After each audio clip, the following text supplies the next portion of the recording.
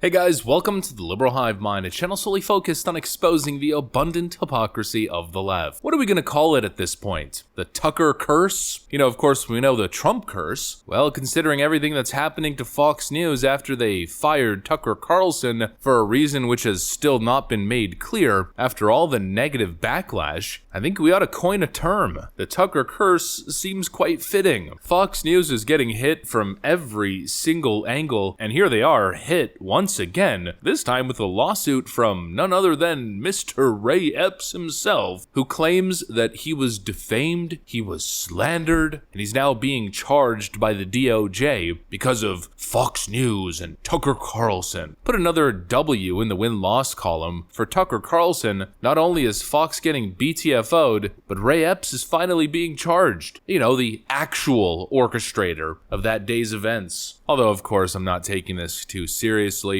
There's obviously some sort of DOJ ulterior motive here. We'll get into all of it. We got some stuff to get into, so let's roll the tape. All right, folks, here's the headline. Ray Epps to be criminally charged for events on January 6th, his attorney says. An attorney for Ray Epps, a man seen on video wearing a Trump hat during the January 6th riot, says that his client has been informed by federal law enforcement officials that they intend to charge him in connection with the events of that day. The revelation was made in a lawsuit that Epps filed against Fox News on Wednesday that accused the network and former host Tucker Carlson of defaming him. Epps has long been accused by many of being an undercover federal agent who instigated some of the events of that day. He has strongly denied being a federal agent. Buried deep in the lawsuit, Epps' lawyer says that the DOJ recently informed Epps that it plans to prosecute him. Epps' lawyer blamed Carlson for the potential forthcoming charges. Finally, in May of 2023, the Department of Justice notified Epps that it would seek to charge him criminally for events on January 6th. 2.5 years later, the lawsuit added, the relentless attacks by Fox and Mr. Carlson and the resulting political pressure likely resulted in the criminal charges. I don't even get what I'm reading, to be completely honest with you. The political pressure likely resulted in these criminal charges targeting Ray Epps, thanks to Mr. Carlson? What is my reaction here supposed to be? Oh, that darn Tucker Carlson getting Ray Epps in trouble, defaming him? No, of course not. My reaction is as follows. Good. About damn time. 2.5 years later, once again, I have so many questions. It's another W in the column for Mr. Carlson, as he's listed in the lawsuit. It looks like Tucker Carlson's January 6th coverage has been absolutely spot on. Not only did he absolutely decimate, and I mean completely freaking decimate, the popular mainstream and, of course,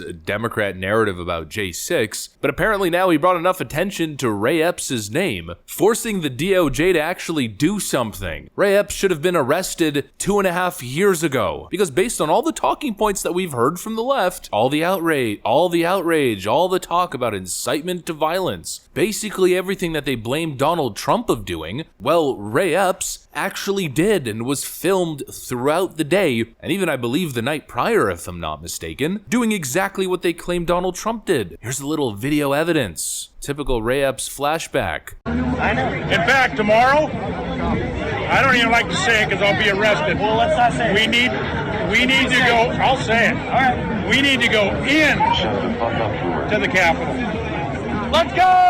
So I'm going to put it out there. I'm probably going to go to jail for it, okay? Tomorrow, we need to go into the Capitol. Into the Capitol. But for some reason, curiously enough, they never went after him. They never even explored the idea of possibly legally going after Ray Epps. You know, I think for most people with their heads screwed on straight, that can only mean a few things. One, that he's cooperating and somehow making deals behind the scenes with the DOJ, and it's somehow giving him immunity or protecting him from being prosecuted on some of the major charges. Or secondly, he's a Fed. There's only a couple options here. And most of it, of course, has been speculation. Is it illegal to speculate? Is it defamation? To put two and two together to speculate that, hey, Ray Epps, a central figure on the day of January 6th, who told people to go into the Capitol, who was calling for violence and inciting a riot, is it fair to conclude, is it logical to conclude that maybe they're not charging this guy because they have some sort of a connection with him? Obviously not. It's a pretty common sense conclusion. But apparently, according to Ray Epps, it's defamation. No, of course it isn't. Shows you how much of a slimy scumbag this guy is. All the damage that he's caused, all the clear wheeling and dealing meddling that he's done behind the scenes, and when it finally all catches up to him, what does he do? He launches a big lawsuit. And this is the guy, by the way, the Democrats are now stuck having to defend. I mean, I love it. It's so backwards. You see all of these leftoids attacking Tucker Carlson as public enemy maybe number 2 in the whole January 6th thing. He's terrible. He's a denier. He's spreading misinformation and conspiracy theories. He's part of the problem. Donald Trump incited violence, yada, yada, yada. You know, that's the focus of all their political energy and rhetoric, and you'd even argue hatred, goes to those guys over all of these exaggerated claims and legitimate slanderous defamatory claims. But on the flip side, they're also here defending Ray Epps. Here's Jamie Raskin back in December of 2022 going out of his way to defend Mr. Ray Epps.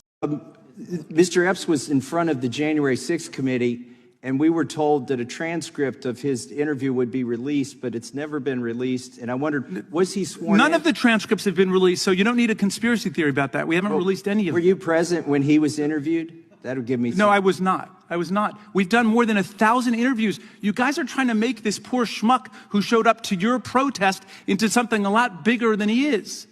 Okay, he's just trying to survive, and he's on your side. You don't have many voters left. You might want to try to hang on to them without demonizing and vilifying your own people. They do it to family. They do it to friends. They do it to their own associates and employees. And now you guys are doing it to this poor Ray Epps. Leave that guy alone, whoever he is.